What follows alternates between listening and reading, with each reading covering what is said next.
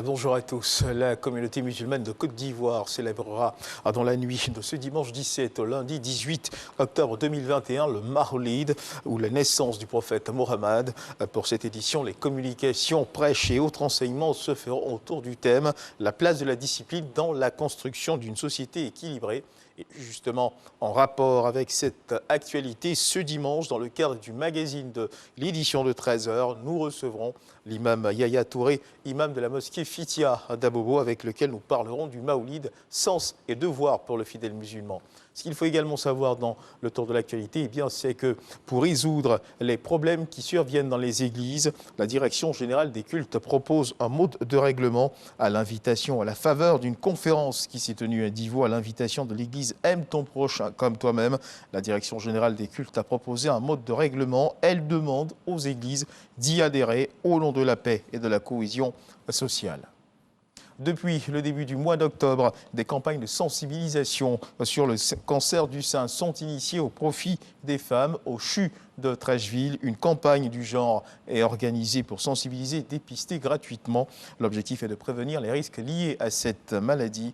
Le reportage de Godefroy Kambawa. Octobre rose, mois consacré à la campagne de sensibilisation sur le cancer du sein. Dans cette dynamique, une campagne de consultation et de dépistage gratuit est initiée au profit des femmes au sein du CHU de Treichville. On nous enseigne qu'il faut s'auto-palper. Mais si tu ne sais pas bien le faire, tu ne peux pas savoir si vraiment tu fais la maladie ou pas. Donc pour moi, il vaut mieux prévenir que guérir. Le cancer du sein, c'est pas bon. Ça tue. Donc c'est mieux de venir se faire dépister. C'est important. C'est important pour la femme que nous sommes. J'invite toutes mes sœurs de venir faire comme moi. Le coordonnateur du programme national de lutte contre le cancer insiste sur la nécessité de se faire dépister régulièrement afin de prévenir la maladie. En gardant ce rythme, en informant de manière continue nos populations féminines, que nous allons pouvoir changer les mentalités et faire en sorte qu'elles puissent venir consulter tôt. Parce que lorsque le dépistage est fait, la guérison est pratiquement certaine dans plus de 90% des cas. Selon les acteurs de la santé, le cancer du sein est un véritable problème de santé publique, mais totalement maîtrisable. L'édition de cette année est placée sous le thème « J'ai le cancer du sein. Et alors ?» Par conséquent, le défi est de continuer la sensibilisation au dépistage et surtout dédramatiser la maladie. Et puis un incendie s'est déclaré hier, samedi 16 octobre 2021, en fin d'après-midi, près du supermarché Chic Shop situé à la Riviera 3, dans la commune de Cocody. Les éléments du groupement des sapeurs-pompiers militaires de l'Indénié étaient sur les lieux pour circonscrire le feu et éviter la destruction totale de ce lieu de commerce prisé par les riverains.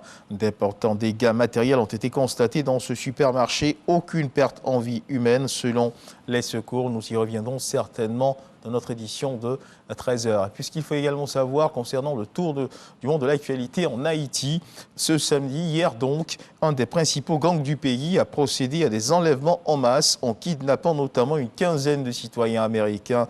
Les soupçons se porteraient sur un gang bien connu des autorités haïtiennes, gang qui contrôle depuis plusieurs mois la région située entre la capitale et la frontière avec la République dominicaine.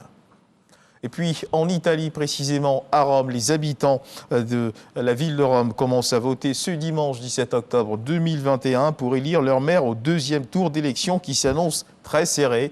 Les sondages donnent le candidat de centre-gauche, l'ex-ministre de l'économie et des finances, Roberto Gualtieri, favori face au candidat de la droite, de l'extrême droite, Enrico Michetti, avocat et animateur. Tous deux sont âgés de 55 ans.